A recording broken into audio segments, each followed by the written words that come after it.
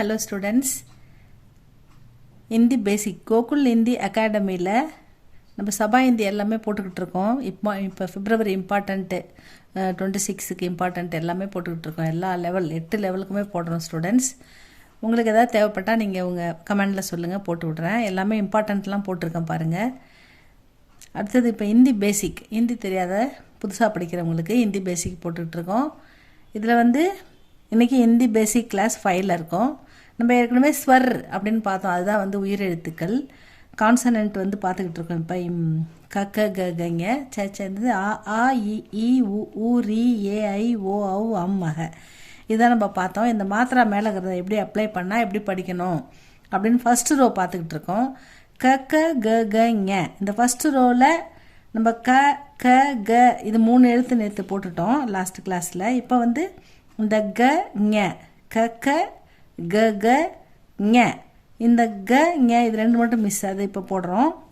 அடுத்த ரோ அடுத்த கிளாஸில் பார்க்கலாம்.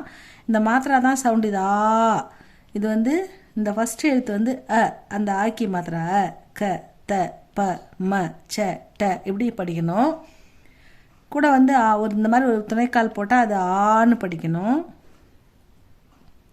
இ இ உ உ ரி ஏ ஐ ஓ ஔ அம் மக அப்படின்னு படிக்க போகிறோம். இதில் க க க கவில் இந்த 2 எழுத்து மட்டும் இப்போ பார்க்கலாம்.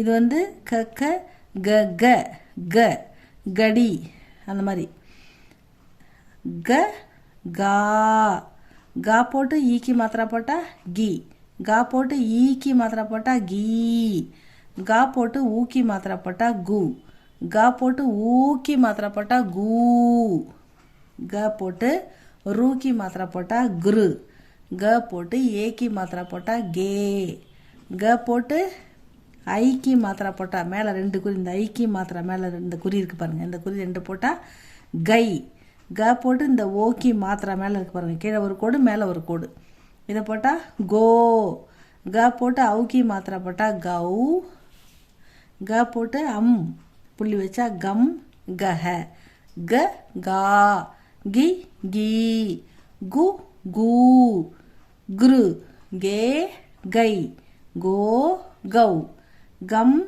கஹ. இதை ஃபாஸ்ட்டாக சொல்லி பழங்க. க கா கி கி கு கு குரு கே கை கோ கௌ கம் கஹ, அப்படி வேகமாக சொல்லி ப்ராக்டிஸ் பண்ணுங்கள். அடுத்த எழுத்தை பாருங்கள். செகண்டு ஞ, இது ரேர்லி யூஸ் தான், இது அடிக்கடி யூஸ் ஆகாது. இருந்தாலும் முறையாக நம்ம எப்படி எழுதுறதுன்னு தெரிஞ்சுக்குவோம். ஞ ஞா, ஞி ஞீ, ங்கு ஙூ, ங்குரு, ஞே ngை, ngோ ngௌ, ங்கம் ngஹ, அப்படி தான் படிக்கணும். இது அவ்வளோதான். இது க க க க ஞ, அந்த ஞ சவுண்டு ஞ அப்படின்றதுக்கு தான் இந்த சவுண்டு வரும். ஞ ஞா ஞி ஞீ, ங்கு ங்கு, ங்குரு, ஞே ngை, ngோ ngௌ, ங்கம் ngஹ அப்படி வரும்.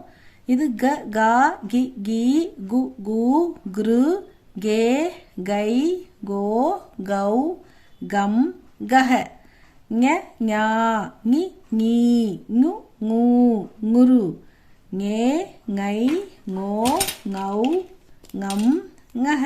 எல்லாத்துக்கும் இந்த புள்ளி வரும்.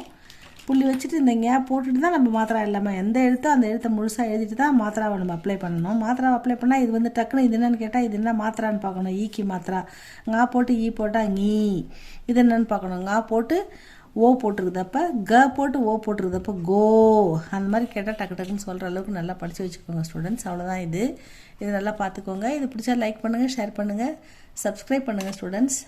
தேங்க்யூ ஃபார் வாட்சிங்.